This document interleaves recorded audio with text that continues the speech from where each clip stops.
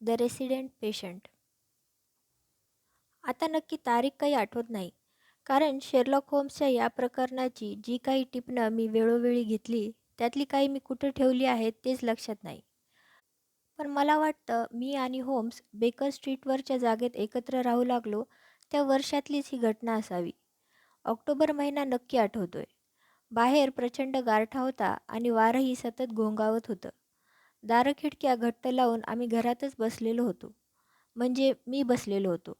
Sherlock homes परीक्षा नळ्या, stove आदी साहित्य ठेवलेल्या त्याच्या टेबलाशी बसून कसलं तरी रासायनिक परीक्षा करण्यात गर्क झालेला होता. मला वाटतं दिवसभर त्याचा तोच उद्योग चालू होता. संध्याकाळच्या सुमारास मात्र तो ज्या परीक्षा नळीतलं रसायन तपासत होता, ती अचानक त्याच्या हातातून निसटली आणि खळकन फुटली. त्याचं संशोधन अशा रीतीनं अकालीच संपलं.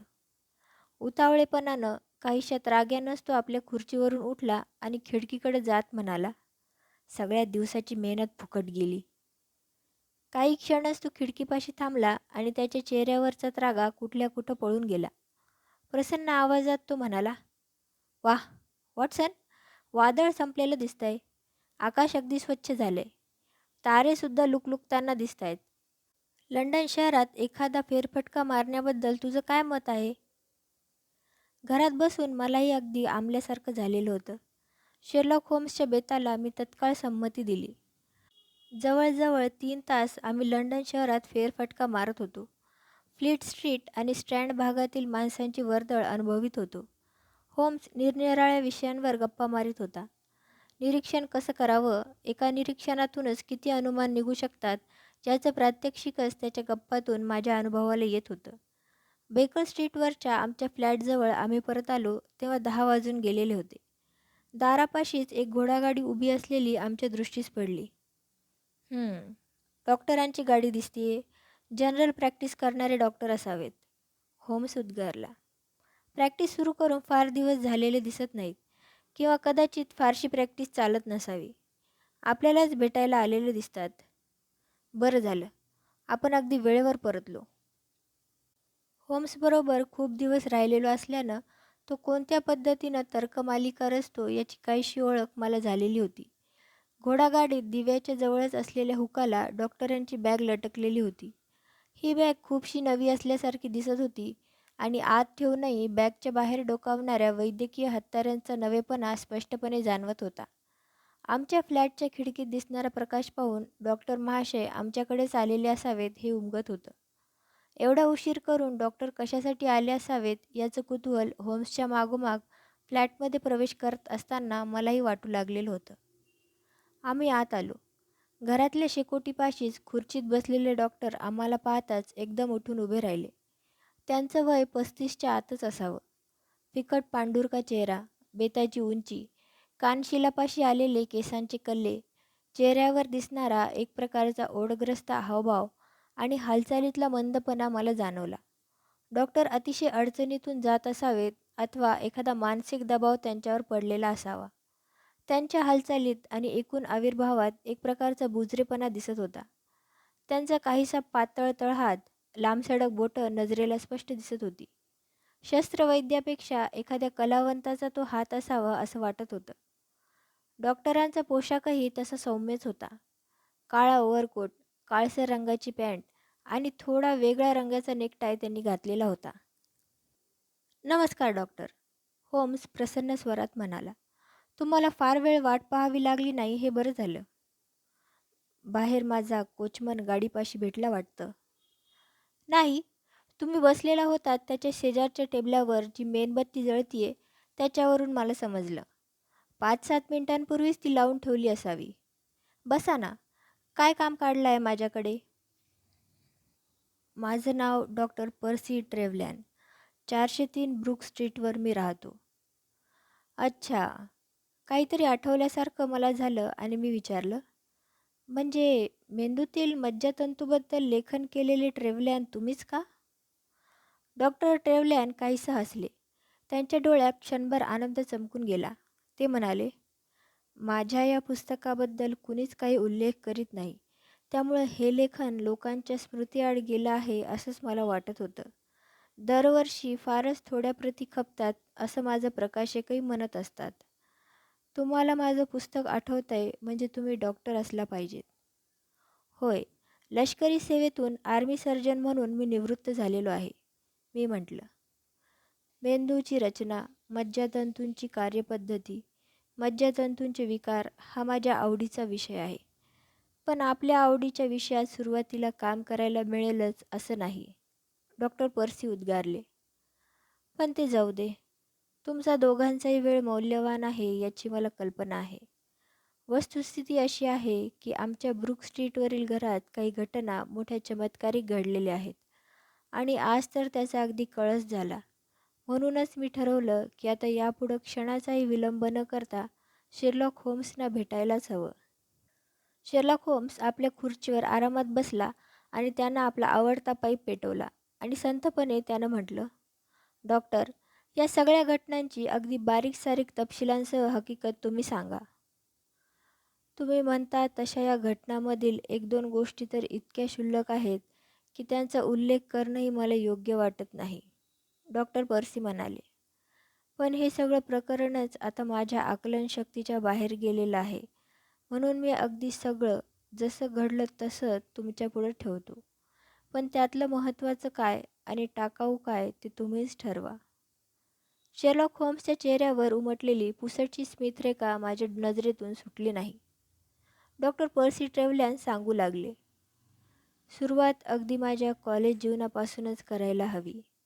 मी लंडन विद्यापीठाचा पदवीधर आहे. विद्यार्थी जीवनात मी एक हुशार विद्यार्थी म्हणून चमकलो. वैद्यकीय व्यवसायात मी चांगलंच नाव मिळवीन असं माझे सर्व प्राध्यापक म्हणत असत. पदवी मिळवल्यावर मी किंग्स कॉलेज हॉस्पिटलमध्ये माझं संशोधनाचं काम करू लागलो. माझं संशोधनाचं काम माझ्या वरिष्ठांच्याही कुतूहलाचा विषय झालं. मज्जातंतूंची विकृती या विषयावरचं माझं संशोधन सर्वांनाच आवडलं. मला त्याबद्दल प्रशस्तीपत्रक आणि बक्षीसही मिळालं. माझं संशोधन ग्रंथरूपानं पुढे प्रसिद्ध झालं. मला मिळालेल्या या यशामुळं माझा भविष्यकाल खूपच उज्ज्वल ठरेल असं सर्वांचं मत झालं. माझ्याबद्दल मोठ्या आशा आमच्या प्राध्यापकांना आणि ज्येष्ठ डॉक्टरांना वाटू लागल्या होत्या. पण यशाच्या या मार्गात एक फार मोठी धोंड सुरुवातीलाच होती. ती ओलांडली तरच पुढचा मार्ग सोपा होणार होता. ही धोंड म्हणजे भांडवल. तुम्हाला ठाऊकच आहे की वैद्यकीय क्षेत्रातील एखाद्या तज्ज्ञाला प्रॅक्टिस करायची झाली तर लंडनमधल्या अतिशय प्रसिद्ध अशा कॅव्हेंडिश चौक भागातच दवाखाना थाटायला हवा. आता या भागात जागेला सोन्याचं मोल. शिवाय तसं फर्निचर, वैद्यकीय उपकरणे, दर्जा सांभाळायचं म्हणून एक घोडागाडी, जागेचं महागडं भाडं, एखाद दुसरा मदतनीस हे सगळं करायला हवं होतं. इतकंच नाही तर हा सगळा थाट सांभाळून शिवाय 2-3 वर्ष कोणतंही काम आलं नाही तरी एका विशिष्ट दर्जानं राहता येईल अशी पुंजीही जवळ हवी होती. आता माझी एकूण आर्थिक कुवत बघितली तर कुठंतरी वेगळ्या भागात व्यवसाय करून थोडे थोडे पैसे जमवीत गेलो तर कॅव्हेंडिश चौक परिसरात दवाखाना सुरू करायला मला किमान 10 वर्ष तरी लागली असती. एकूण काय की बुद्धिमत्ता होती, पण आर्थिक पाठबळ नसल्यानं पुढचं सगळं भविष्य मला अनिश्चित वाटत होतं. विचारांनी माझ्या डोक्यात थैमान मांडलेलं होतं. मनाला निराश वाटू लागलं होतं. अशातच अगदी स्वप्नात सुद्धा येणार नाही अशी ती घटना घडली. एक दिवस असाच मी माझ्या खोलीत विचार करीत एरझारा घालत असतानाच दरवाजावर टकटक झालं. मी दार उघडलं आणि एक माणूस आत आला. त्यांचं नाव ब्लेसिंग्टन. आल्या आल्या ते माझ्या खोलीतल्या एकमेव खुर्चीवर बसले. आपली उबट हॅट त्यांनी टेबलावर काढून ठेवली आणि एकदम विषयाला हात घातला. नुकतंच सुवर्णपदक मिळवणारे डॉक्टर पर्सी आपणच का? किंचित वाकून अभिवादन करीत मी म्हटलं, होय. मग मी काय म्हणतो ते लक्षपूर्वक ऐका आणि तुम्हाला जे योग्य वाटतं ते उत्तर अगदी मोकळेपणानं द्या. जीवनात मोठं यश संपादन करण्याइतकी बुद्धिमत्ता तुमच्यापाशी आहे हे निश्चितच झाले. पण धंद्यात यशस्वी होण्यासाठी ज्या काही युक्त्या कराव्या लागतात त्याची तुम्हाला काही माहिती आहे? प्रश्न इतका अनपेक्षित आणि अवघड होता की प्रथम त्याला काय उत्तर द्यावं हे क्षणभर मला सुचलंच नाही. मग चेहऱ्यावर थोडंसं स्मित आणून मी म्हटलं, थोडीफार तरी असावी. तुम्हाला काही वाईट सवयी आहेत, विशेषतः मद्यपान? आपण असे प्रश्न का विचारताय? मी काहीसा आवाज चढवूनच ब्लेसिंग्टनला विचारलं. ठीक आहे, ठीक आहे, ते घाईघाईनं म्हणाले. मला उत्तर मिळालं. तुम्हाला थोडासा राग येणं साहजिक आहे. पण हे पहा, हे सगळं मला आधी विचारलंच पाहिजे. एवढे सगळे गुण तुमच्यापाशी असताना अजून तुम्ही प्रॅक्टिस कशी सुरू केलेली नाही? मी खांदे उडवले आणि ब्लेसिंग्टनच्या प्रश्नाला कोणतेच उत्तर दिलं नाही. सांगायला तुम्ही लाजताय? ब्लेसिंग्टन म्हणाले. पण मला ठाऊक आहे, ही नेहमीचीच कथा आहे. बुद्धिवान माणसाचा मेंदू ज्ञानानं पूर्ण भरलेला असतो, पण खिसा मात्र रिकामा असतो. त्यांच्या त्या उद्गारांचा खरं तर मला खूप राग आला होता. पण ते म्हणत होते त्यात खोटं तरी काय होतं? त्यांचं बोलणं जरा स्पष्ट आणि एखाद्याला लागेल असं होतं, इतकंच. ब्रूक स्ट्रीटवर लंडनच्या सगळ्यात महत्त्वाच्या भागात मी तुम्हाला दवाखाना थाटून दिला तर तुमचं काय म्हणणं आहे? मला धक्काच बसला. मी विस्मयानं त्यांच्याकडे पाहू लागलो. म्हणजे? मी पुटपुटलो. तुमच्यासाठी नाही, माझ्यासाठी. ब्लेसिंग्टन जवळजवळ ओरडलेच. मी अगदी स्पष्टपणे सगळं सांगतो. तुम्हाला माझी योजना आवडली तर होय म्हणा. माझ्याजवळ गुंतवण्यासाठी काही रक्कम आहे आणि तुमच्या दवाखान्यात मी ती गुंतवू इच्छितो. पण कशासाठी? हे पहा, हा एक गुंतवणीचा आणि म्हटलं तर सट्ट्याचाच प्रकार आहे. फरक इतकाच की हा सट्टा असला तरी इतर गुंतवणुकीच्या प्रकारांपेक्षा खूपसा सुरक्षित आहे. माझ्याकडून तुमच्या काय अपेक्षा आहेत? सांगतो. तुमच्यासाठी मी ब्रूक स्ट्रीटवर एक चांगलंसं घर घेणार. त्याला दवाखान्याचं रूप देणार. फर्निचर आणणार. तुमची वैद्यकीय उपकरणं आणणार. शिवाय दवाखान्याची आणि घराची देखभाल करण्यासाठी नोकरही नेमणार. थोडक्यात म्हणजे सगळं काही मी बघणार. तुम्ही फक्त तुमच्या कन्सल्टिंग रूममध्ये नेटानं बसायचं आणि प्रॅक्टिस करायची. जी काही फी गोळा होईल ती सगळी माझ्याकडे द्यायची. या फीमधला पाऊण हिस्सा मी माझ्याकडे घेणार आणि पाव हिस्सा तुम्हाला देणार. अशी ही योजना आहे. बघा आता तुम्हाला कशी वाटते ती. ब्लेसिंग्टनने आणलेली ही योजना खरोखरच आश्चर्यकारक होती. मलाही ती खूप आकर्षक वाटली. त्यानंतर अगदी बारीकसारीक तपशिलांसह आमच्या काही दिवस वाटाघाटी झाल्या आणि शेवटी ब्लेसिंग्टनच्याच अटींवर ब्रूक स्ट्रीटवरच्या घरात माझी कन्सल्टिंग रूम सुरू झाली. घर मोठं होतं.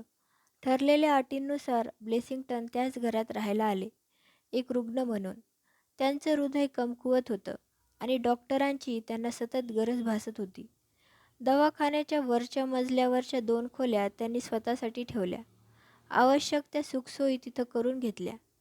ब्लेसिंग्टन यांच्या सवयी अगदी साध्याच होत्या. त्यांना एकटं राहायला आवडे. ते फारसं कुठं बाहेरही जात नसत. एकटेच असल्यामुळे त्यांच्या जीवनात नियमितता नव्हती. केव्हाही खायचं, केव्हाही उठायचं असं त्यांचं जीवन होतं.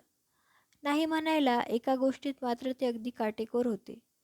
दररोज संध्याकाळी 6 वाजले की ते माझ्या दवाखान्यात येत, हिशोबाच्या वह्या बघत, जमलेले पैसे मोजत, त्याचा पाव हिश्श्याचा हिशोब करून रक्कम मला देत आणि बाकीची रक्कम घेऊन ते आपल्या खोलीत जात आणि एका भक्कम पेटीत ती रक्कम ठेवून देत.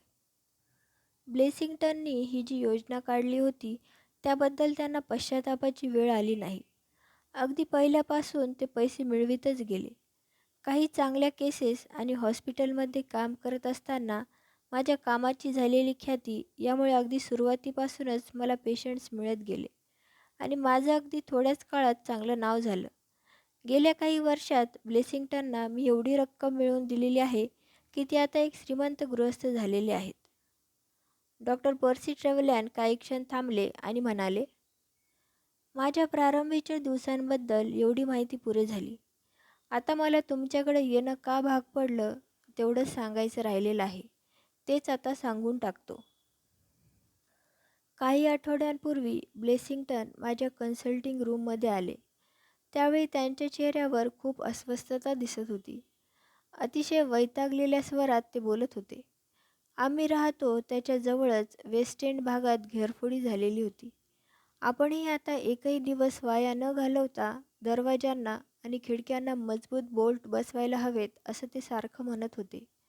जवळजवळ आठवडाभर ते अस्वस्थ होते. खिडकीतून सारखं बाहेर बघत राहत होते. इतकंच काय, पण जेवणाच्या आधी तासभर मोकळ्या हवेत फिरून येण्याचा त्यांचा परिपाठ होता. त्यातही खंड पडलेला होता. त्यांच्या एकूण मनस्थितीवरून माझी खात्री झाली की ते एखाद्या खरोखरीच्या संकटाला घाबरलेले असावेत. मनातून त्यांना कसली तरी भीती वाटत असावी. मी त्यांच्याशी या विषयावर बोललो आणि ते माझ्यावरच भयंकर संतापले. तेव्हा मी तो विषय तिथंच थांबवला. हळूहळू त्यांची भीती कमी झाली आणि पूर्वीप्रमाणेच त्यांचं फिरायला जाणं सुरू झालं.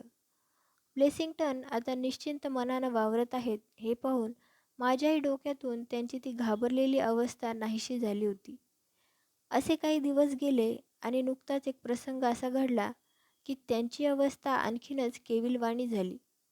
त्यांनी आता तर खोलीबाहेर पडायचंच बंद केलं आणि ते दिवसभर आपल्या बिछाण्यावर पडून राहतात.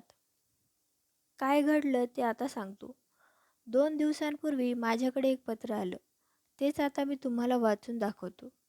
या पत्रावर पाठवणाऱ्याचा पत्ता नाही किंवा तारीखही नाही. डॉक्टर पर्सींनी आम्हा दोघांकडे नजर फिरवली. शेर्लॉक होम्स खुर्चीवर डोळे मिटून बसलेला होता. डॉक्टर आता पत्र वाचू लागले. रशियातील सरदार घराण्यातील एक व्यक्ती सध्या इंग्लंडमध्येच राहत आहे. डॉक्टर पर्सी ट्रॅव्हलॅन यांचा सल्ला घेण्यासाठी त्यांची इच्छा आहे. गेली काही वर्षे सरदार महाशयांना अपस्माराचे झटके येतात. डॉक्टर पर्सी ट्रॅव्हलॅन या विषयातील तज्ज्ञ असल्याने त्यांना ते आपली प्रकृती दाखवू इच्छितात. उद्या संध्याकाळी 6 वाजता सरदार महाशय दवाखान्यात येतील. डॉक्टर साहेबांनी कृपा करून त्यावेळी दवाखान्यात थांबावं. या पत्रानं खरं तर मला खूप आनंद झाला. अपस्माराच्या फारशा केसेस आढळत नाहीत. त्यामुळे पेशंटचा अभ्यास करून या दुखण्याची जास्तीत जास्त माहिती मिळवणं खूप अवघड होऊन बसतं. सांगून आल्यासारखी ही संधी मला महत्त्वाची वाटली. म्हणून मोठ्या उत्सुकतेनं माझ्या कन्सल्टिंग रूममध्ये बसून या रशियन गृहस्थांची वाट पाहत होतो. ठीक 6 वाजता माझ्या नोकरानं त्यांना आत आणलं. हे गृहस्थ वयस्कर होते. कृश शरीरयष्टी, डोक्याला टक्कल आणि काही भागावर पांढऱ्या केसांची झुलपं, हातात काठी, अंगावर बऱ्यापैकी सूट असं ते व्यक्तिमत्व होतं. त्यांच्याबरोबर आलेल्या माणसानं माझं लक्ष चांगलंच वेधून घेतलं. हा माणूस चांगला उंचापुरा, देखणा आणि काळसर वर्णाचा होता. त्याची शरीरयष्टी बळकट होती. त्यानं त्या वृद्ध गृहस्थांना हाताचा आधार दिलेला होता आणि आत आल्यावर त्यांना हळुवारपणे खुर्चीवर बसवलं होतं. खरं तर त्याच्यासारख्या रानदांडग्या माणसाला इतकं हळुवार वागता येईल याच्यावर कोणाचाही विश्वासच बसला नसता. मी आत आलो याबद्दल मला क्षमा करा, तो इंग्लिशमध्ये म्हणाला. हे माझे वडील आहेत. त्यांच्या प्रकृतीविषयी मला खूप चिंता वाटते. त्या माणसाचं मृदू बोलणं, आवाजात जाणवणारी काळजी पाहून मला त्याची दया आली. मी म्हटलं, त्यांना तपासत असताना तुम्हीही इथं थांबायला माझी काही हरकत नाही. नको नको, तो घाईघाईनं म्हणाला.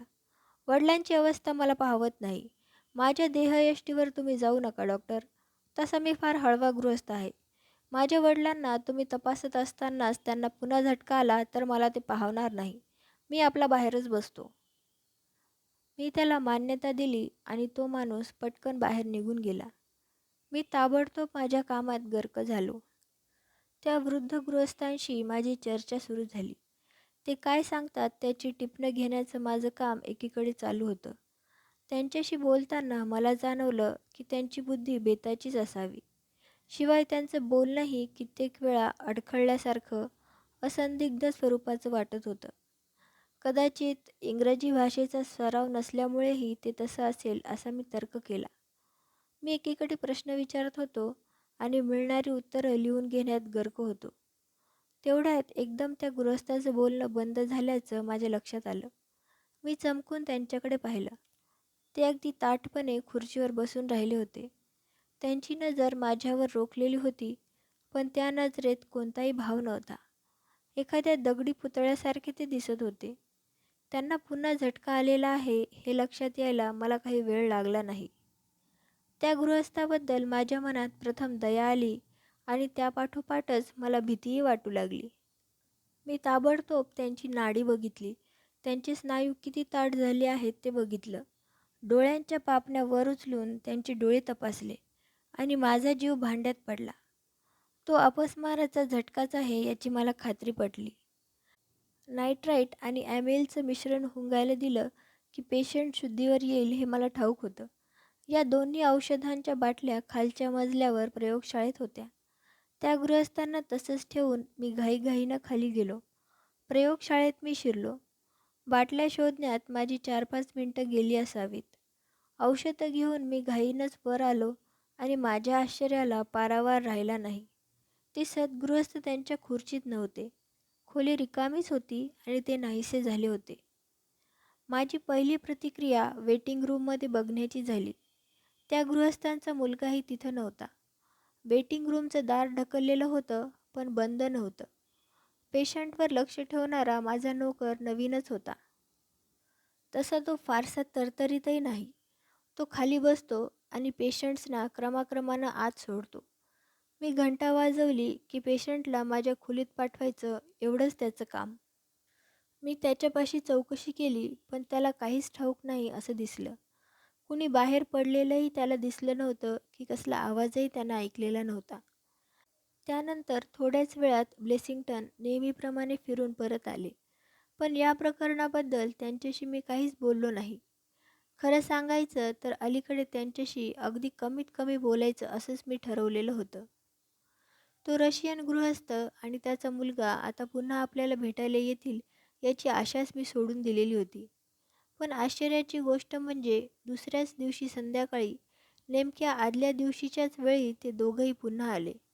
माझ्या कन्सल्टिंग रूममध्ये आल्या आल्या तो गृहस्थ दिलगिरीच्या स्वरात म्हणाला, "काल मी एकदम निघून गेलो याबद्दल तुमची क्षमा मागायला मी आलो आहे." "बसा," मी म्हटलं. "कालचं तुमचं वागणं मला गोंधळात पाडण्यासारखंच झालं." "त्याचं काय आहे डॉक्टर, की अशा झटक्यातून मी शुद्धीवर आलो की त्यापूर्वी काय घडलेलं होतं हेच मला आठवत नाही. शुद्ध आली तेव्हा एका अपरिचित खोलीत मी बसलेलो होतो. एवढंच मला जाणवलं आणि मी ताडकन तुमच्या रूममधून बाहेर पडून रस्ता सुधारला. आणि मलाही वाटलं की ज्या अर्थी वडील तुमच्या रूममधून बाहेर आलेले आहेत त्या अर्थी तपासणी संपली असावी, म्हणून मी पण त्यांच्या मागोमाग बाहेर पडलो." त्यांचा मुलगा म्हणाला. "घरी गेल्यावर काय प्रकार घडला ते मला कळलं."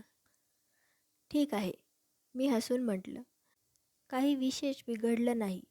तुमच्या नाहीसं होण्यानं मी बुचकळ्यात मात्र चांगलाच पडलो. आपण आता बाहेर बसा. तोपर्यंत मी यांना तपासतो आणि कालचं अर्धवट राहिलेलं काम पुरं करतो." त्यानंतर जवळजवळ अर्धा तास मी त्या सद्गृहस्थांना तपासत होतो. शेवटी मी त्यांना काही औषधं लिहून दिली आणि त्यांना दारापर्यंत पोहोचवलं. माझ्या रूममधून ते बाहेर येताच त्यांचा मुलगा लगबगीनं पुढं आला. वडिलांना त्यानं हळूवारपणे धरलं आणि ते निघून गेले.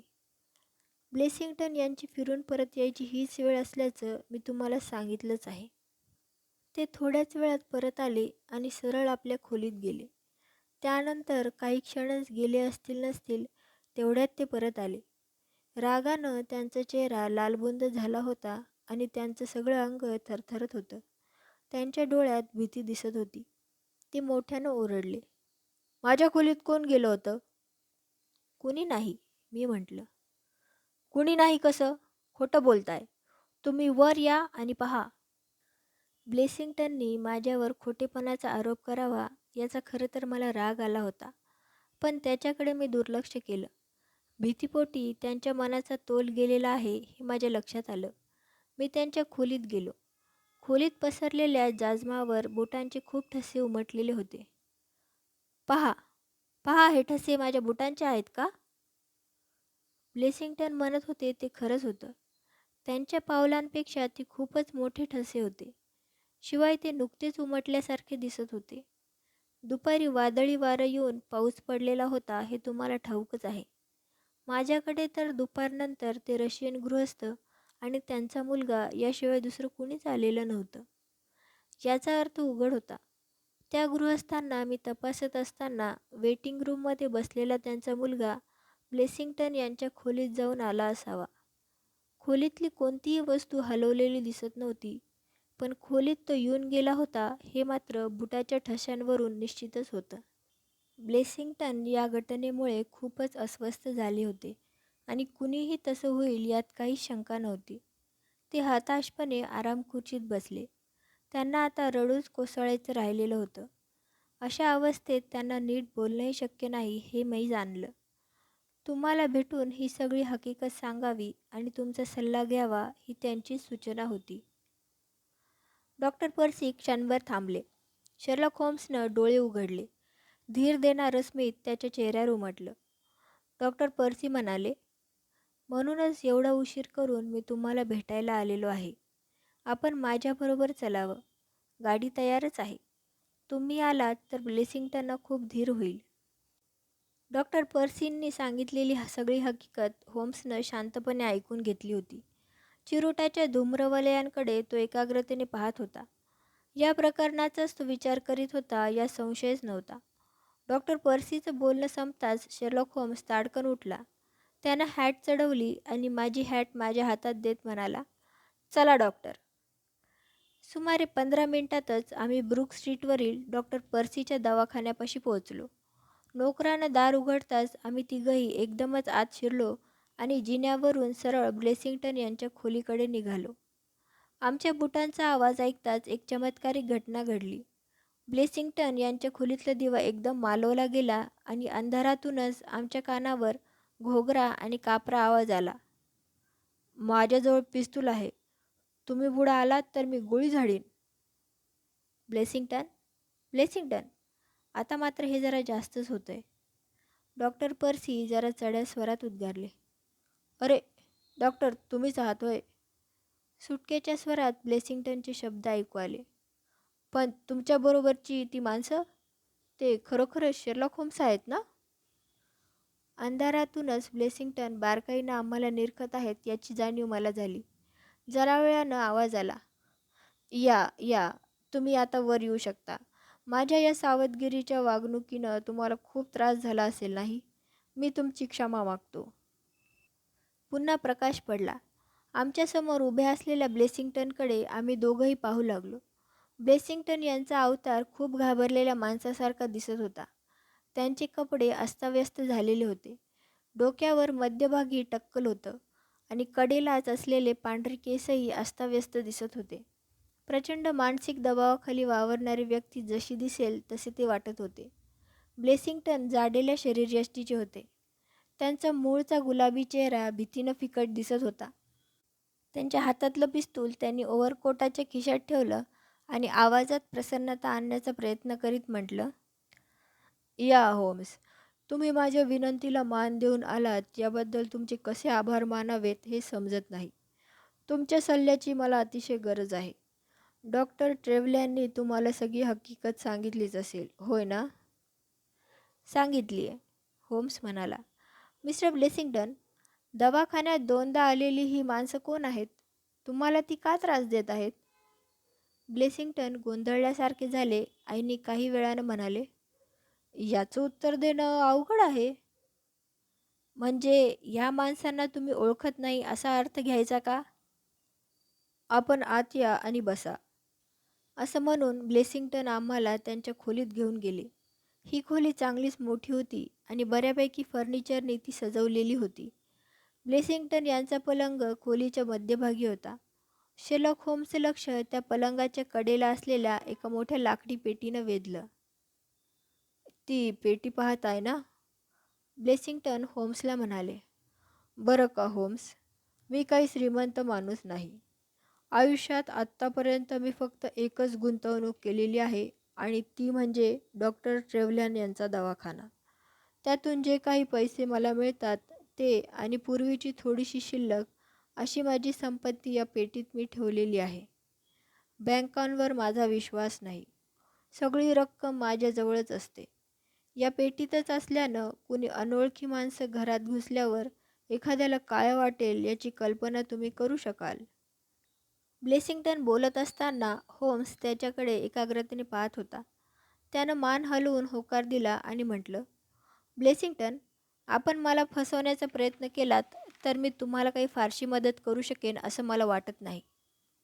म्हणजे तुम्ही मला काहीच सल्ला देऊ शकणार नाही? ब्लेसिंग्टन जवळजवळ ओरडलेच. देऊ शकतो ना, होम्स निग्रही स्वरात म्हणाला. तो म्हणजे एकच, तुम्ही सगळं खरं खरं सांगायला हवं हा. यानंतर मिनिटभरातच आम्ही ब्लेसिंग्टन यांच्या घरातून बाहेर पडलो आणि रस्त्यावर आलो. बेकर स्ट्रीटच्या दिशेने चालत निघालो. आम्ही ऑक्सफर्ड स्ट्रीट ओलांडला आणि निम्मा अधिक हार्ले स्ट्रीट पार पडल्यावरच होम्सनं तोंड उघडलं. या असल्या उद्योगासाठी तुझा वेळ घेतला याचंच मला वाईट वाटतंय, होम्स म्हणाला. पण ब्लेसिंग्टनचं हे प्रकरण मनोरंजक ठरणार असं मला वाटू लागले. मला तर अजून काहीच धागा सापडलेला नाही, मी म्हटलं. या प्रकरणात 2 माणसं निश्चितच आहेत. कदाचित आणखीही असू शकतील. ब्लेसिंग्टनना गाठण्याची त्यांची धडपड चालू आहे. होम्स स्वतःशीच बोलत असल्यासारखा बोलत होता. मला काही सांगायचं निमित्त करत स्वतःशीच मोठ्यानं विचार करण्याची त्याची ही पद्धतच होती. बरं का वॉटसन, डॉक्टर पर्सींना भेटायला ती 2 माणसं आली होती ना, त्यातल्या तरुण दणकट माणसानंच ब्लेसिंग्टनच्या खोलीत 2 वेळा प्रवेश केलेला असावा. डॉक्टरांना गुंतवून ठेवण्यासाठी त्या म्हाताऱ्याचा उपयोग झालेला असावा. आणि तो अपस्माराचा विकार? ते सगळं ढोंग असावं. डॉक्टर पर्सींना अर्थातच तसं मी सांगू शकणार नाही. पण असा झटका आल्याचं नाटक कुणीही करू शकतो. मी सुद्धा 1-2दा या युक्तीचा वापर करून बघितलेला आहे.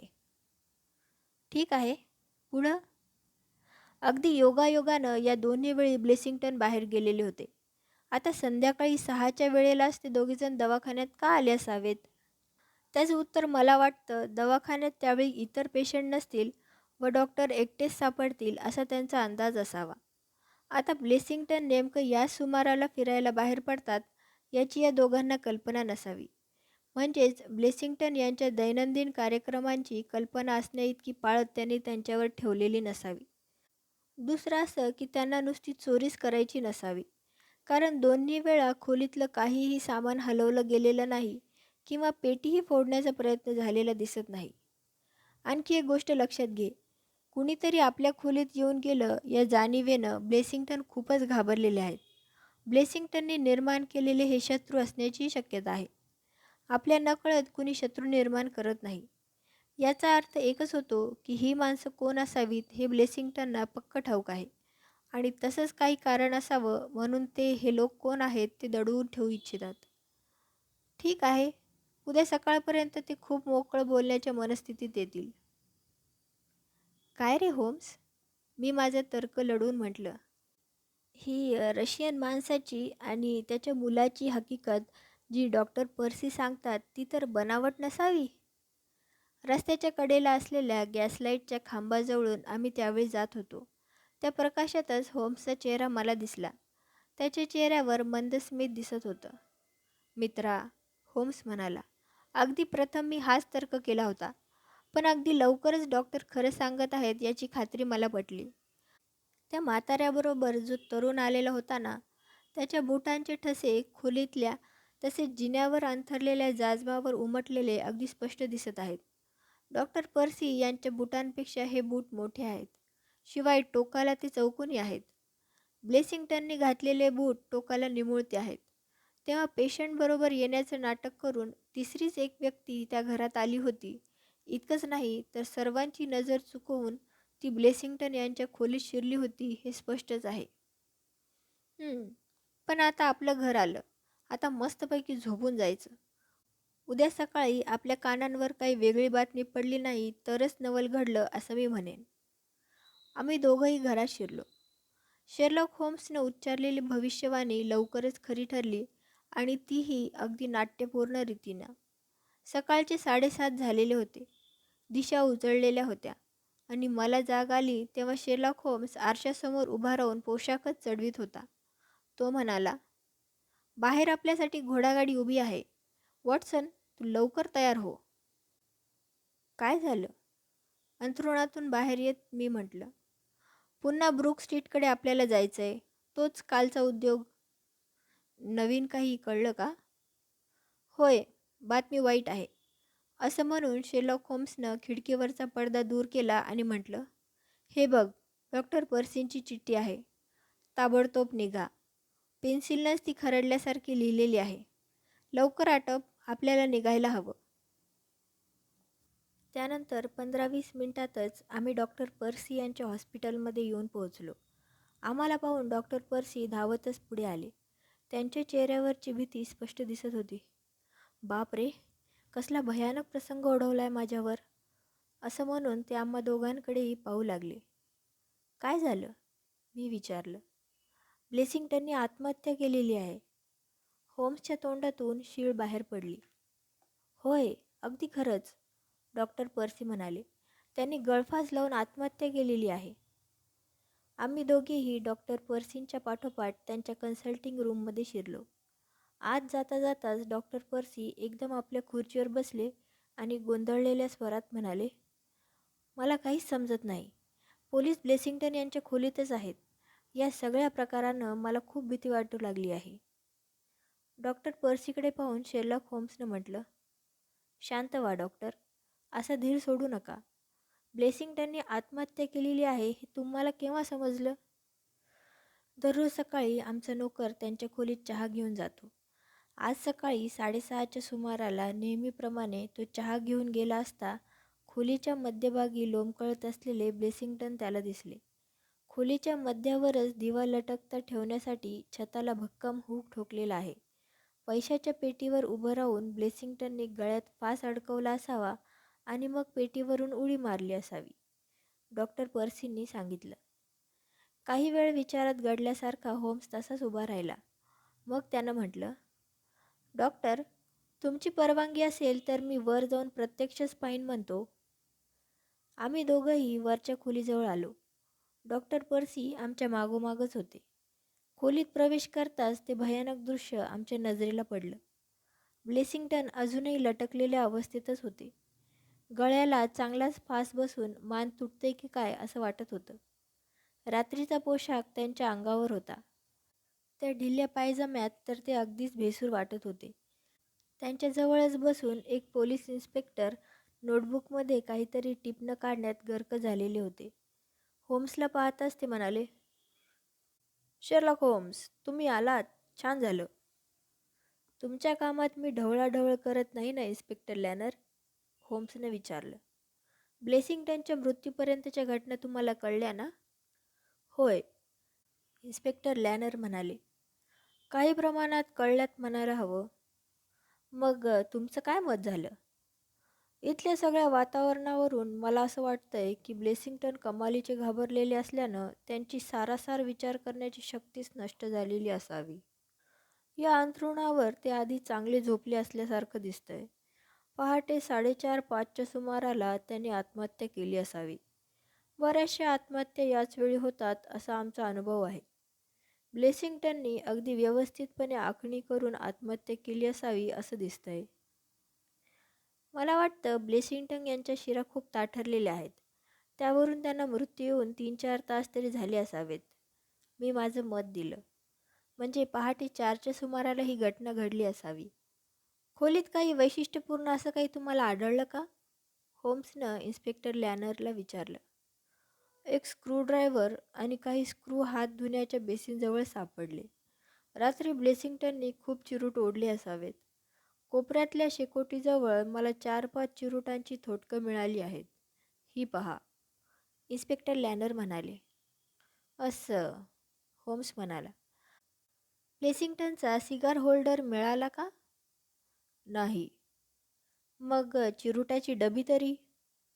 "हो, ती मात्र त्यांच्या कोटाच्या खिशात मिळाली." होम्सनं ती डबी घेतली. डबीत एक चिरूट होता. होम्सनं त्याचा वास घेतला आणि म्हटलं, "हा हॅवाना चिरूट दिसतो आणि ही जी थोटकं तुम्ही गोळा केलेली आहेत ती हॉलंडहून आयात केलेल्या ईस्ट इंडिया कॉलनीत तयार केलेल्या चिरूटांची वाटतात. गवताच्या काड्यात हे चिरूट गुंडाळून मग ते पेटीत भरतात. शिवाय त्यांची जाडीही कमी असते." होम्सनं खिशातून भिंग काढून ती थोटकं काळजीपूर्वक निरखत असताना म्हटलं, "यातले 2 चिरूट सिगार होल्डरमध्ये घालून ओढलेले आहेत आणि दुसरे 2 तसेच ओढलेले दिसतात. शिवाय 2 चिरूटांची टोकं सुरीनं कापलेली दिसतात तर दुसऱ्या 2 टोकं नुसत्या दातांनी कुरतडल्यासारखे वाटतात." इन्स्पेक्टर लॅनर आश्चर्यानं होम्सच्या चेहऱ्याकडे पाहत राहिले.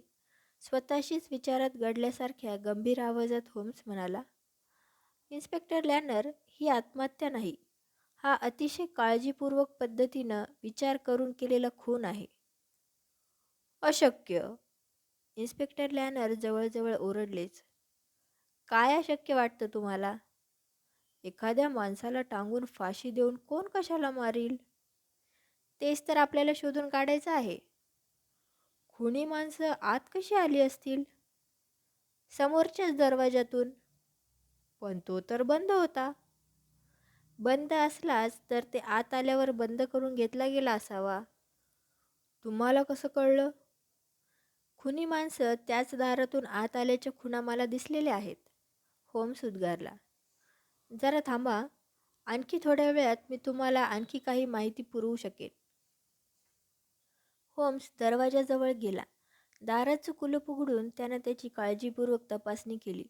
मग त्यानं कुलपातच असलेली किल्ली बाहेर काढली आणि तीही आपल्या नेहमीच्याच पद्धतीनं तपासली. त्यानंतर ब्लेसिंग्टनचा बिछाना, जमिनीवरचा रुजामा, खुर्च्या आणि दिव्याचा स्टँड, मृत शरीर, दोर या सगळ्यांची अगदी बारकाईनं पाहणी झाली. मग त्याचं समाधान झालं असावं. इन्स्पेक्टर लॅनर आणि माझ्या मदतीनं मग त्यानं ब्लेसिंग्टनच्या मानेभोवती लटकलेला दोर तोडला आणि त्यांचं मृत शरीर पलंगावर अलगद ठेवून दिलं. त्यावर पांढरी चादर पांघरण्यासही तो विसरला नाही. या दोराबद्दल तुम्हाला काय वाटतं? होम्सनं विचारलं. डॉक्टर पर्सी ट्रेव्हलॅन त्याचवेळी पुढं झाले. पलंगाखाली ठेवलेलं जाड दोराचं एक भेंडोळं त्यांनी पुढं ओढलं आणि म्हटलं, या भेंडोळ्यातूनच तो घेतलेला आहे. ब्लेसिंग्टनना सतत भीती वाटे. आपल्या घराला आग लागेल अशी भीती त्यांना सतत घेरत राही. अशी आग लागलीच तर खिडकीतून पटकन उतरता यावं म्हणून त्यांनी दोराचं भेंडोळं तयार ठेवलेलं होतं. जिनाही पेटला तर खाली यायचे सर्व मार्ग बंद होतील, त्यावेळी हा दोर उपयोगी पडेल असं ते म्हणत. त्या खुन्यांना हा दोर आयताच मिळाला. त्यासाठी यातायात करण्याची वेळ त्यांना आली नाही. होम्स उद्गारला. आता त्याचा आवाज बदलल्यासारखा अधिक निश्चयी वाटत होता. तो ठाम स्वरात म्हणाला, ज्या काही घटना घडलेल्या आहेत त्यांचा उलगडा अगदी सोपा आहे. मला वाटतं दुपारपर्यंतच मी तुम्हाला या खुनामागची कारणंही सांगू शकेन. ब्लेसिंग्टन यांचा फोटो इथं टेबलावरच दिसतोय. मी तो घेऊन जाणार आहे. माझ्या तपासणीच्या वेळी त्याचा मला उपयोग होईल. पण तुम्ही तर आम्हाला अजून काहीच सांगितलेलं नाही. डॉक्टर पर्सी पुटपुटले. खरंच की, होम्स म्हणाला. थोडंसं आता सांगतो. बाकीचं मग दुपारी सांगेन. घटना मी आता सांगणार आहे अशाच क्रमानं घडलेल्या आहेत. यात मला कोणताच संशय नाही. या खुनात भाग घेणारे तिघेजण आहेत. त्यातले 2 तुम्हाला माहीत आहेत, कारण बापले एक पेशंट म्हणून ते तुम्हाला 2दा भेटलेले आहेत. तिसरा माणूस कोण असावा याचा मला अजून उलगडा झालेला नाही. पहिल्या दोघांना तुम्ही चांगलंच ओळखू शकाल ही त्यातल्या त्यात चांगली गोष्ट आहे. त्या तिघांना घरात घेणारी व्यक्ती कोण असावी याबद्दल माझा काहीसा तर्क आहे. कोणाचा संशय येतो तुम्हाला? इन्स्पेक्टर लॅनरने विचारलं. या घरात डॉक्टर पर्सींनी दवाखान्यासाठी नेमलेल्या नोकराला तुम्ही ताब्यात घ्या. तोच तर सापडत नाही, डॉक्टर पर्सी उद्गारले. आमचे स्वयंपाकी आणि दुसरा सकाळी सकाळी चहा घेऊन जाणारा नोकर त्याला शोधत आहेत. होम्सनी खांदे उडवले. या नोकरानंच या नाटकात फार महत्त्वाची भूमिका बजावलेली आहे. तिघही जण चवड्यांवर चालतच जिना चढले. सर्वात पुढे म्हातारा माणूस, त्यानंतर त्याच्या मुलाची भूमिका घेणारा माणूस आणि त्याच्या पाठोपाठ आपल्याला अजून माहीत नसलेला तिसरा माणूस. होम्स, कमाल आहे तुझी. मी आनंदातिशयानं ओरडलोच. आश्चर्य वाटलं ना वॉटसन? पण कालच आपण इथं आलेलो होतो आणि 2 व्यक्तींच्या बुटांचे ठसे त्याचवेळी मी अभ्यासले होते. ही तिघांची टोळी ब्लेसिंग्टनच्या खोलीपाशी आली. दारापाशी ते आल्यावर दाराला आतून कुलूप लावून घेतलेलं असल्याचं त्यांना आढळलं. तारेचा उपयोग करून त्यांनी आतील बाजूला असलेली किल्ली फिरवण्यात यश मिळवलं. तू नीट पाहिलंस तर भिंगांचा उपयोग न करतासुद्धा या कुलूपात तार घातल्यामुळे ते घासलं गेल्याच्या खुणा तुला आढळतील. ठीक आहे, पुढं काय झालं असावं? मी विचारलं. डॉक्टर पर्सी आणि इन्स्पेक्टर लॅनर निशब्दपणे उभे होते. खोलीत शिरल्याबरोबर त्यांनी प्रथम ब्लेसिंग्टनवर हल्ला चढवून त्याचे हातपाय बांधले असावेत. त्यांनी आरडाओरडा करू नये म्हणून त्यांच्या तोंडात बोळाही कोंबला असावा. ब्लेसिंग्टन बहुधा झोपेतच असल्यानं अथवा भीतीनं त्याची वाचाच बसल्यासारखं झाल्यानं त्यांच्या तोंडातून किंकाळी बाहेर पडली नसावी. जे काही थोडंसं ते ओरडले असतील ते घराच्या जाड भिंतींमुळे बाहेर ऐकू गेलं नसावं. ब्लेसिंग्टनचा बंदोबस्त केल्यावर त्या तिघांची पुढील कार्यक्रमाबद्दल काही वेळ चर्चा झाली असावी. कदाचित ब्लेसिंग्टननी केलेल्या पापाचा पाढा त्यांनी वाचला असावा आणि त्यांचा शेवट कसा करायचा याची रूपरेषा ठरवण्यासाठी ते आपापसात बोलत राहिले असावेत. त्या दोघांनी प्रत्येकी 2 चिरूट ओढून संपवलेले आहेत. या दोन्ही चिरुटांना जळत यायला जवळजवळ अर्धा तास तरी नक्कीच लागेल. म्हणजेच एवढा वेळ त्यांची चर्चा चालू होती असा अंदाज करायला हरकत नाही. होम्स एकापुढे एक प्रसंगाची मालिका उभी करीत होता. आम्ही सर्वजण एकही शब्द न उच्चारता उलगडत जाणारं नाट्य डोळ्यांपुढे उभं करण्याचा प्रयत्न करीत होतो. होम्स सांगू लागला. तो म्हातारा माणूस त्या पलीकडच्या खुर्चीपुढे बसलेला असावा. सिगार होल्डरचा वापर त्यानंच केलेला आहे. दुसरा माणूस या कपाटाजवळच्या खुर्चीत बसला असावा. आपल्या चिरुटाची त्यानं झाडलेली राख कपाटावर ठिकठिकाणी उडालेली दिसत आहे. तिसरा माणूस या खोलीतच एरझरा घालीत असावा आणि काही वेळा तो खोलीबाहेरही फेरी मारून येत असावा. मला वाटतं ब्लेसिंग्टन अंथरुणावर उठून बसवलेल्या अवस्थेत असावेत, पण त्याबद्दल मला खात्रीनं सांगता येणार नाही. होम्स काही क्षण स्तब्ध राहिला आणि मग सांगू लागला. या चर्चेच्या शेवटी ब्लेसिंग्टनना ठार मारण्याचा निर्णय घेण्यात आला. ब्लेसिंग्टनना फासावर देण्याची योजना त्यांनी प्रथमपासूनच ठरवली असावी. त्यांनी येताना आपल्याबरोबर रहाटासारखी पुलीही आणलेली होती. ती भिंतीला अथवा योग्य जागी बसवण्यासाठी स्क्रूड्रायव्हर आणि स्क्रू ते घेऊन आलेले होते. पण छताला भक्कम हूक आहे हे पाहिल्यावर पुली लावायचा बेत त्यांनी रद्द केला. ब्लेसिंग्टननं आयता तयार ठेवलेला दोर त्यांनी कापून घेतला. त्याच्या मानेभोवती फास टाकला. एक जणानं त्या हुकातून दोराचं टोक घालून ते आपल्या हातात धरलं. दुसऱ्या दोघांनी ब्लेसिंग्टनना पेटीवर उभं केलं आणि सगळी तयारी झाल्यावर त्या दुसऱ्या माणसानं दोराचं टोक ओढलं. त्याबरोबर ब्लेसिंग्टन वर लोंबकळू लागले आणि काही क्षणातच त्याचा प्राण गेला.